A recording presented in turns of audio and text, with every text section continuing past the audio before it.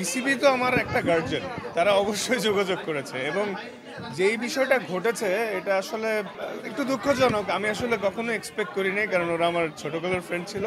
But এই বিষয় থেকে আমার ফ্যান্স এবং আগামী জেনারেশন একটা জিনিস শিক্ষা পাবে যে আসলে বন্ধুত্ব চয়েসে কতটা কেয়ারফুল হইতে হবে। তো এই ছোটকালের বন্ধু হইলে যে ও আপনার শুভাকাঙ্ক্ষী হবে সেটার কোনো এই মানে না। তারা হয়তো উইদিন 24 আওয়ার সব কিছু উইথড্র করেছে, তারা আমার ভালো চায় বলে। তারা যদি ভালোই চাইতো, কোনো প্রবলেম হইলে পারিবারিকভাবেই কথা বলতো।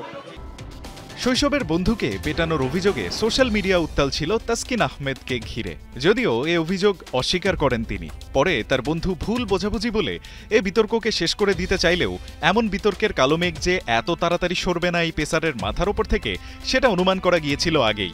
বগুড়াতে পা দিয়েই তাই গণমাধ্যমের প্রশ্নের মুখে এভাবে নিজের ভাবনাটা জানিয়েছেন তাসকিন।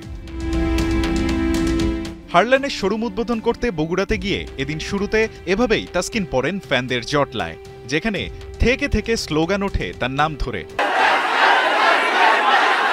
ভক্তদের ভালোবাসার পাগলামিতে এই পেসারকে নিরাপত্তা দিতে গিয়ে হিমশিম খাচ্ছিলেন নিরাপত্তার দায়িত্বে থাকা কর্মীরা। কখনো তাদের সঙ্গে হয়ে গেল ভক্তদের একচোট তর্ক বিতর্ক, তবুও থামানো যায়নি তাদের।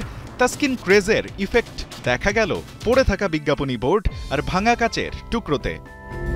ভক্তদের ভালোবাসায় সিক্ত এই পেসার শুরুতেই তাই জানান তার অনুভূতির কথা।